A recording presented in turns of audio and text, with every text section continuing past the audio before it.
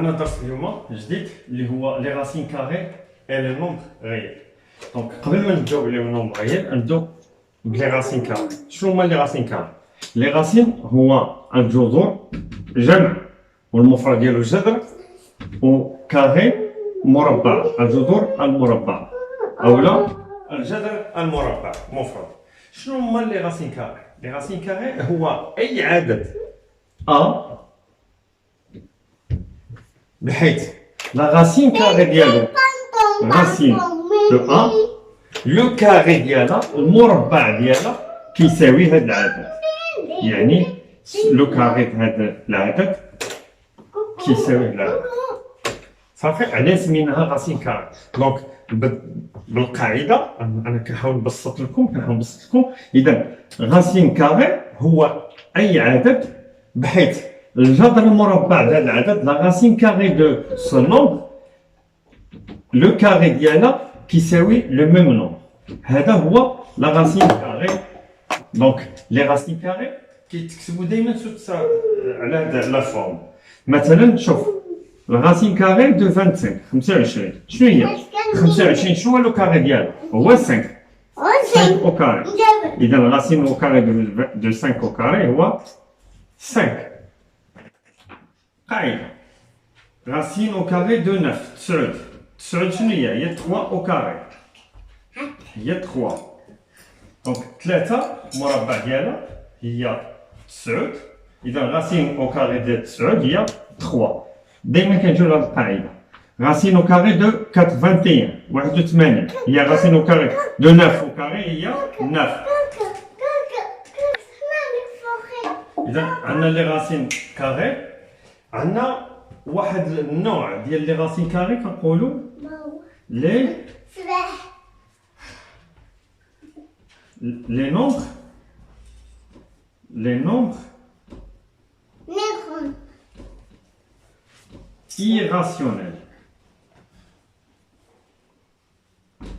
irrationnel. شنو معنى لي نومبر irrationnel؟ لي نومبر irrationnel وفي الفرنسيه اي حاجه كتبدا باي سي لو كونترير، يعني مثلا بحال غيال حقيقي ولو كونترير ديالو اي غيال غير حقيقي. فدونك لي نومبر irrationnel هما لي نومبر اللي ما كنعتبروهمش دي راسين كاري، يعني كي نون با دو راسين كاري، ما عندهمش لا راسين كاري. Ce sont des racines mais pas carrées. بحال par exemple racine au carré de 3. يعني 3 il n'a pas de carré. Donc كيبقى هكذا. Racine au carré de 5. Racine au carré de 11, de 7, de 11, de 11. إذا هادو هما لي راسين لي نومبر irrationnels. سي كلير؟ واضح؟ دابا هاد الاعداد لي راسين كاري ولي راسين ولي نومبر irrationnels. لي راسين كاري et les nombres irrationnels كيعطيونا les nombres réels. Les nombres réels sont des nombres.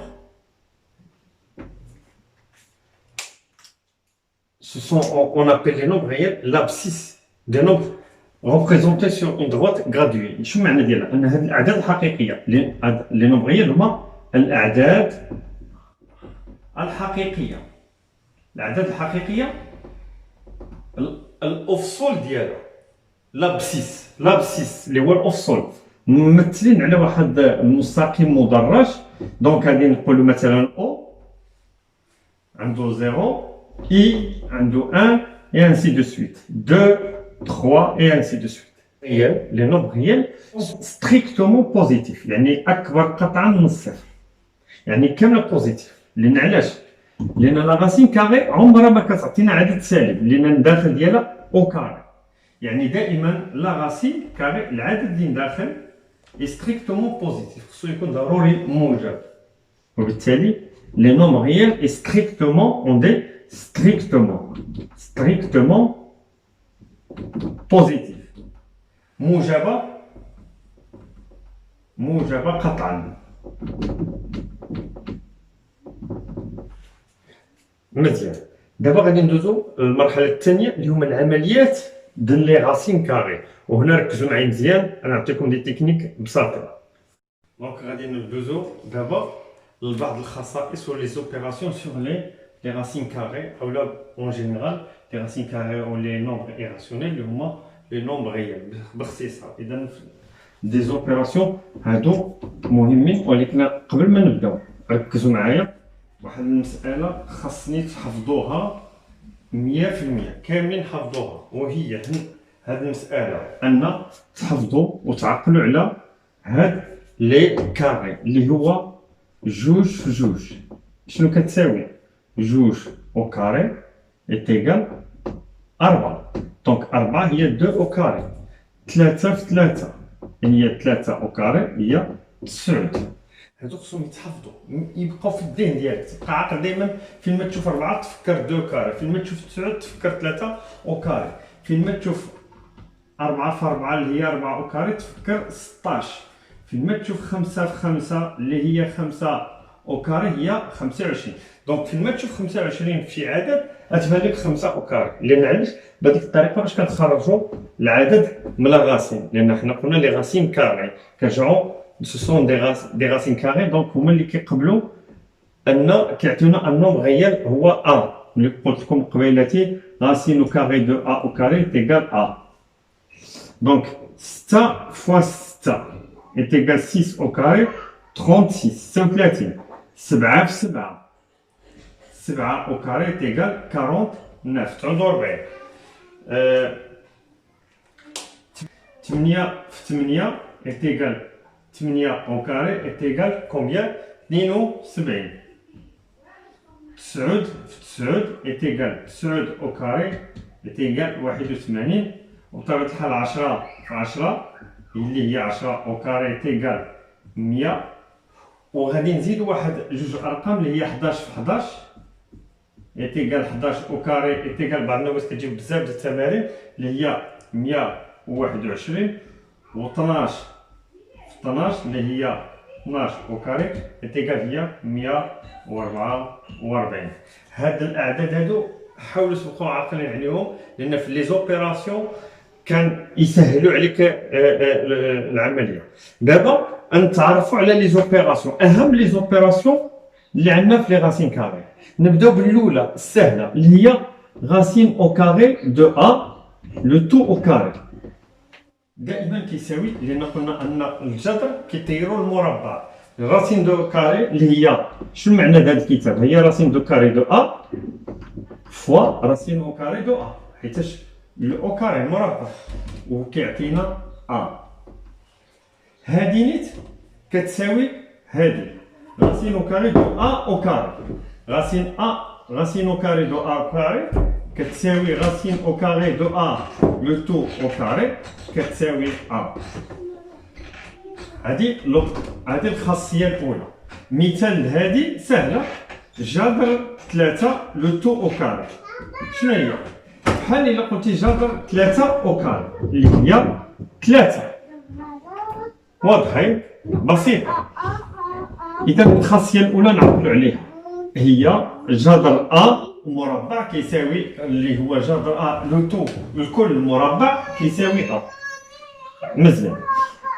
الخاصيه الثانيه اللي هي هذه لا ملتيبليكاسيون، جذر ا واحد العدد فوا جذر بي، يعني غاسين او كاري دو ا فوا غاسين او كاري دو بي.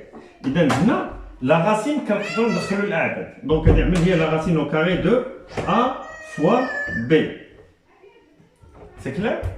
اكزومبل. وهذه كتمشي بهذه الطريقه ولا بهذه الطريقه اولا العكس، جذر ا في جذر بي، جذر ا في بي هي جذر ا في جذر بي عكسيا. يعني مثلا اذا قلت لك جذر مثلا 18 شنو هي؟ مثلا هي جذر 6 في 3 هي جذر 6 في جذر 3.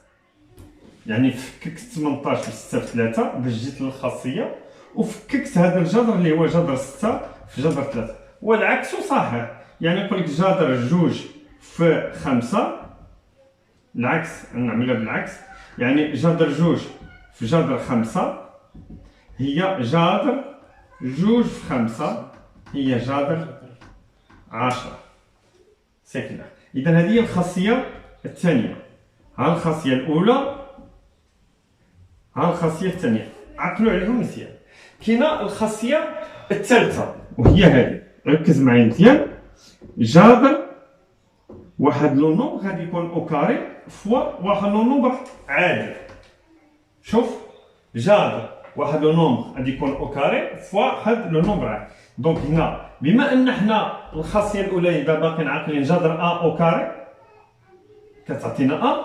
اذا بغيت نفككها شوف معايا، هي جذر هذا الاولي وغادي نطبق فيها حتى الخاصيه الثانيه، يعني الخاصيه الاولى والخاصيه الثانيه في وحده. اذا هي جذر ا او كاري في جذر بي. شنو هذا؟ هذه هي ا وهذا بقات هي جذر بي. اذا الخاصيه باختصار نكتبها لكم، ها هي دايره قدامها. اذا هي جذر ا او كاري في بي كنعملها بالبوان انتيكال ا، حيت خرجنا الاو كاري ا جذر بي. فين غادي نحتاج هذه العمليه؟ فين غادي نحتاجها؟ انا غادي نعطيكم مثال هنايا. شوفوا معايا هنا واحد المثال، شوفوا معايا هنا مثال بسيط. غادي نعمل لكم جذر مثلا جذر جذر 8. إذا جذر 8 شنو هو؟ شوف معايا، هو جذر 4 في 2. وشنو هي 4؟ كما قلت لكم ديما تفكر، غير تشوف 4 شنو كتشوف؟ 2 مربع. هاي جذر 2 مربع فوا 2. كنجيو للخاصية اللي قلنا اللي هي هذه. إذا أ مربع هي أ، كنخرجوا المربع لأن كما قلنا في الخاصية الأولى جذر مربع عدد مربع كيعطينا نفسه. إذا جذر مربع 2 مربع هي 2، ها هي أ 2. جذر بي هو جذر 2. إذا جذر 8 كتعطينا 2 جذر 2. هاد تطبيق هاد الخاصية هنا واضح؟ إذا ها المسألة بسيطة. إذا ها حنا هنا حاولت نلخص لكم جميع الخاصيات فاهمين هنايا. كل خاصية كتبتها شرحتها. بقى واحد الخاصية أخرى اللي هي هذه، وركز معايا، هي جذر أ على بي عدد كسري، بحيث الشرط الرئيسي أن بي الفو تلك بي تخالف صفر. بي خصها تكون كتخالف الصفر، لأن ميمكنش المقام يكون عدد كيساوي صفر. هذه شنو كتساوي؟ هي جذر أ على جذر بي. واضح؟ وهنا غادي نجيو على الثمانية، كيجيو بعض الثمانية عندكم في واحد، يعني خصك تزول الجذر من المقام.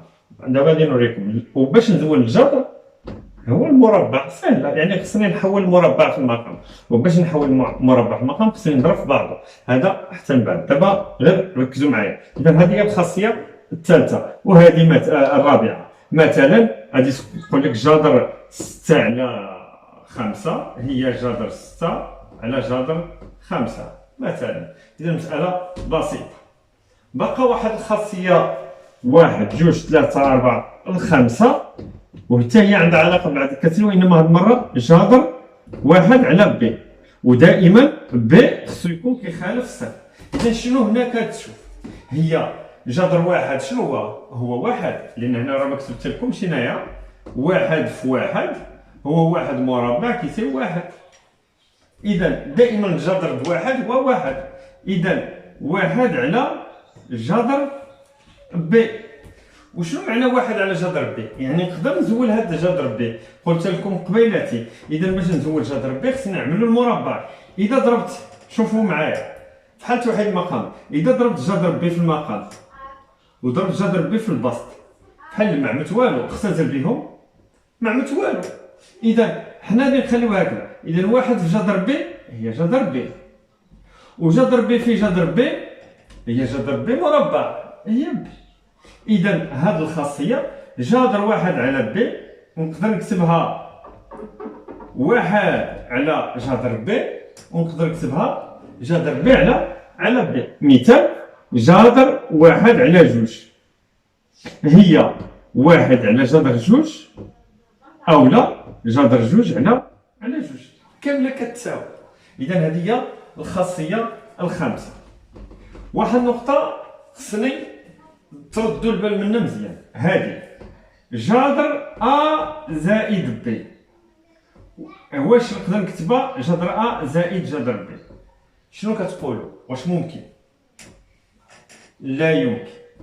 هذه ما كتساواش مرة، لأن علاش؟ شوف معايا، جذر جوج زائد ثلاثة شحال كتساوي؟ جذر خمسة بوحدة، وجذر جوج زائد جذر ثلاثة ما كتساويش جذر خمسة، كتساوي عدد مخالف، وبالتالي هذا العدد هذا لا يساوي هذا العدد. إذا حسبتيها بالكالكولاتريس غتعطيك هذه عدد وهذه عدد. إذا هذه اتونسيون، ردوا البال منا، جذر ا زائد جذر بي ما كتساويش جذر ا زائد بي، بينما الجداء الضرب نعم، الضرب نعم. صافي؟ مزيان. إذا هذه هي أهم الخاصيات اللي غادي نتعلموها. وقف. دونك هاد الخاصيات كنتمنى تكونوا تعقلوا عليها. إذا عقلوا لي أولا على هاد لي كاري هاد الأعداد، ضروري تعقلوا عليهم وتعقلوا على هاد الخاصيات. بقاو لنا واحد جوج حاجات مهمين.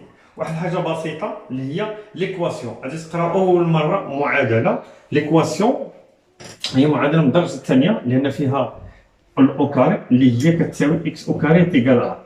هذه المعادله يعني اذا عملتي واحد العمليات وصلتي لان اكس مربع يساوي ا، اكس او كاري تيكال ا، دونك هنا عندك ثلاثه ديال الاختيارات. ان لحل هذه المعادله عندك ثلاثه الاختيارات، على والاختيارات كلها على حسب هذا العدد. اول اختيار اذا كان هذا العدد عدد سالب، يعني ان ا اصغر قطعا من الصفر، اذا هذه المعادله لا يمكن. علاش؟ لان المربع موجب وهذا العدد سالب. يعني شو معنى؟ اذا بديتي تخرج المعادله وخرجت لك في الاخر اكس مربع يساوي ناقص 7، واش ممكن؟ لا، لان المربع عمره ما كيكون سالب. مزيان. بما ان المربع عمره ما كيكون سالب، يعني ان ا تكون اصغر من صفر، اذا هنا ليكواسيون n'a pas de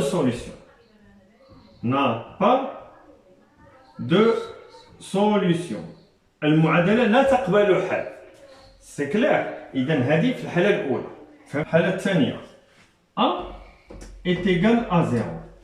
اذا ملي كتكون ا كتساوي 0 في هذه الحاله راه لوجيك إذا كان إكس أو مربع يساوي صفر.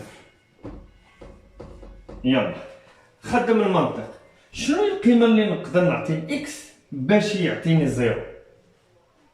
بطبيعة الحال عدد واحد هو صفر. صفر مربع يساوي صفر، إذا عملت واحد ما كتساوي صفر. واحد أي عدد مربع ديالو يعطي عدد، بينما العدد الواحد اللي المربع ديالو يعطي صفر هو الصفر. وبالتالي هنا كنقول إلا ليكواسيون إلا une seule solution. عندها حل واحد وهو الصفر. سي كلير؟ مزيان. بقات لنا الحالة الثالثة. شنو هي الحالة الثالثة؟ إذا كانت ا ستريكتومون سوبيريور ا زيرو، موجبة قطعا، وهي الحالة مثلا شوف معايا اكس مربع تساوي 7. 7 موجبة قطعا كبر من الزيرو، إذا في هذه الحالة ليكواسيون إلا ou elle admet deux solutions. شنو هما لي دو سوليسيون؟ لا سوليسيون الاولى هي جذر ا، ولا سوليسيون الثانيه هي ناقص جذر ا. كيفاش؟ شوف معايا هنا. اذا المربع باش كنزول المربع كنعملوا لا غاسين او كاري اللي هي الخاصيه الاولى. اذا شوفوا هنا غنعمل غاسين او كاري هذا وغاسين او كاري هذا باش نوصلوا لاكس. مزيان. بما ان اكس او كاري عدد موجب قطعا، كيبقى عندي الاحتمال هاد اكس واش هي بوزيتيف ولا نيجاتيف. دونك هنا غادي يعطيني هنا الحل شنو هو على حسب القاعده. إذا الحل هنا إذا إكس يساوي جذر 7 أو إكس يساوي ناقص جذر 7. إذا بغيتي نتأكد عوض لي هنايا، نعوضو في هذه المعادلة باش نشوفو واش كيحققوها. مثلا نعوضو في هذه المعادلة هنايا باش تشوفو واش يحققوها. جذر 7 مربع شحال كيساوي؟ 7. الخاصية الأولى. وناقص جذر 7 الكل مربع. حنا كنعرفوا ان الناقص المربع ديالو كيرجعوا بوزيتيف موجب. اذا الناقص مربع ما بقاش ناقص، كتجي لها الاشاره السالبه حيت مربع، وجذر 7 مربع هو 7. اذا في جميع الحالات عندي نفس الحل. اذا عندما يكون ستريكتومون بوزيتيف كيكون عندي دو سوليسيون، هي جذر وناقص جذر أ. هذا بالنسبه للإيكواسيون. غادي نعطيكم التطبيق. اذا غادي ندوزو واحد ابليكاسيون ريزودر لي زيكواسيون سويفونت. عندنا غادي نحلوا واحد x au carré plus 1 est égal 0. يلا شكون يحل؟ مزيان تبع معايا. اذا شنو هي لا سوليسيون او لا ريزوليسيون ديال ليكواسيون، الحل ديال واحد المعادله هو انا فات نجبر شنو هي القيمه ديال ديك اكس. دونك x au carré est égal plus 1. اذا ديتها لهاد كترجع للوتر كوتي موان 1. مزيان. اذا هنا شنو كتلاحظوا؟ شمن حاله من الحالات شنو كنلاحظوا؟ هذه هي اللي قلنا قبيلاتي. شنو كتلاحظوا؟ ان موان 1 ستريكتومون انفيريور زيرو سالبه. واش ممكن عدد مربع موجب مربع بعدد موجب، يعني لو كاري بعدد موجب يعطيني عدد سالب؟ لا يمكن. هي هذه. اذا غادي تقول عندنا موان 1 ستريكتومون انفيريور زيرو بويسك موان 1 بما ان ناقص واحد اصغر قطعا من الصفر فان المعادله لا تقبل حلا. إن با دو سوليسيون، ما عندهاش شي حل. ما يمكنش المربع يعطيني عدد سالب، خصو يعطيني عدد موجب. إذا نقول بما أن puisque on a moins 1 est inférieur et strictement inférieur à 0, l'équation n'admet pas de solution. بما أن ناقص واحد أصغر قطعا من الصفر فإن المعادلة لا تقبل أي حل. إذا هذا مثال. غادي نعطيكم مثال آخر. مثال آخر ديال مثلا x مربع ناقص 7 تساوي 3 مثلا. شنو كتلاحظ هنا؟ إذا x au carré est égal 3. هاد ناقص 7 دوز ليها ترجع زائد 7. إذا x مربع يساوي 10. ها حنا جينا.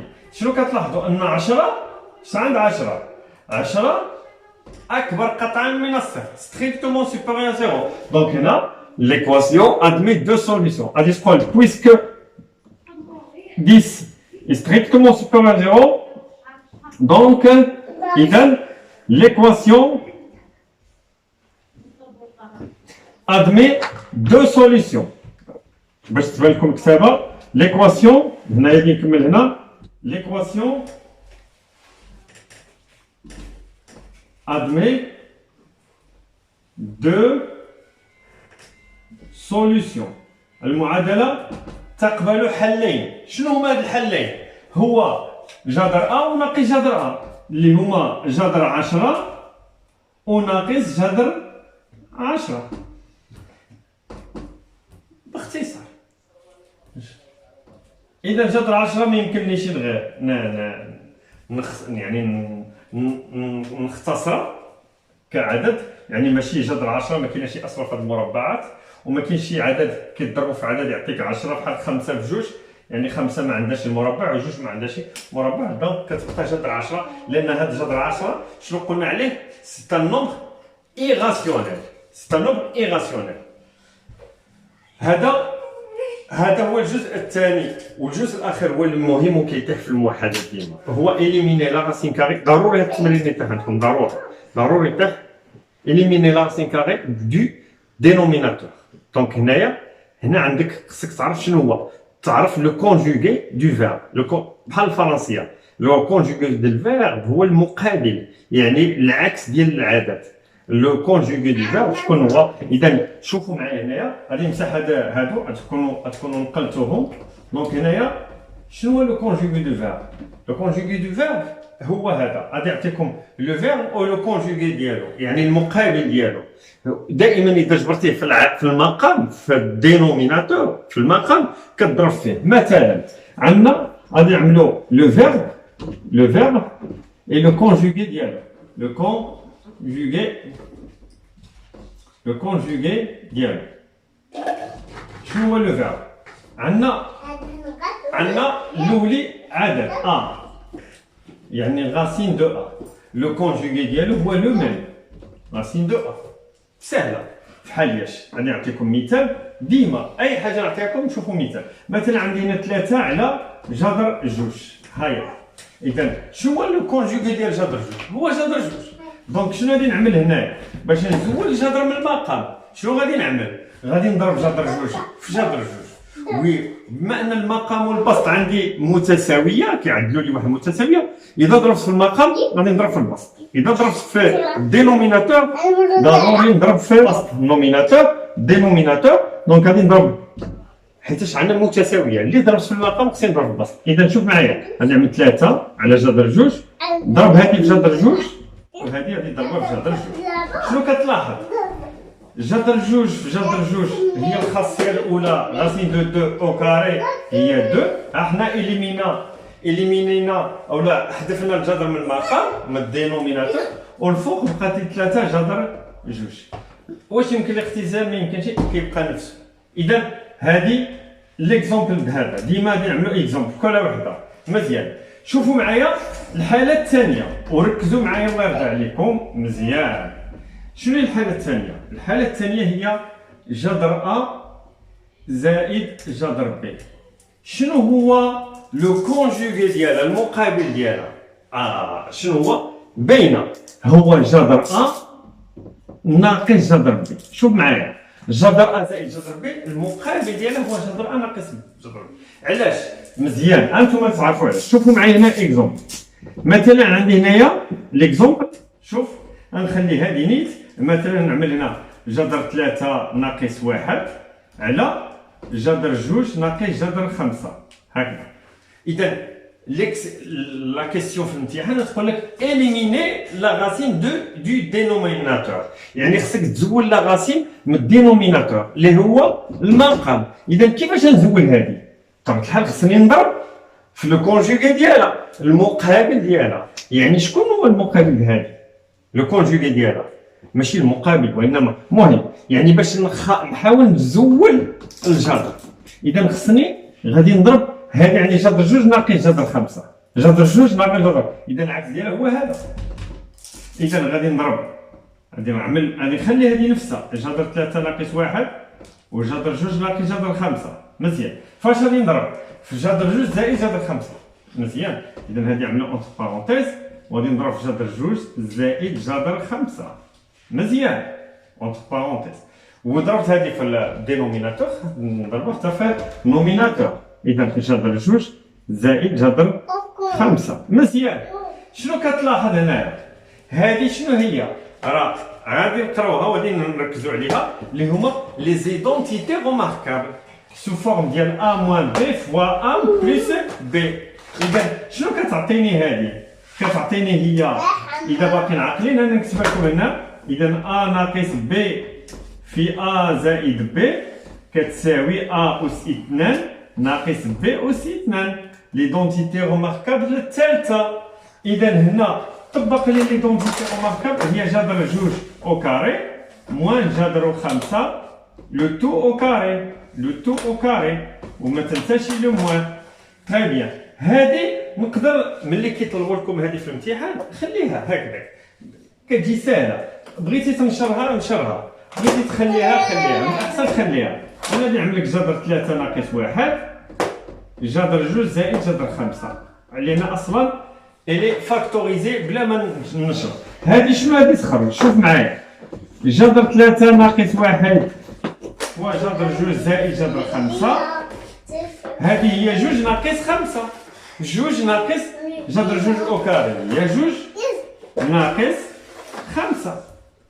باقيين عاقلين على العملية عندكم تكونوا نسيتوا. إذا فرق عددين عشريين لهما إشارة مختلفة، نحتفظ بإشارة العدد الأبعد عن الصفر اللي هي الناقص وأنجز فرقهما، هي 5 ناقص 2 هي موان.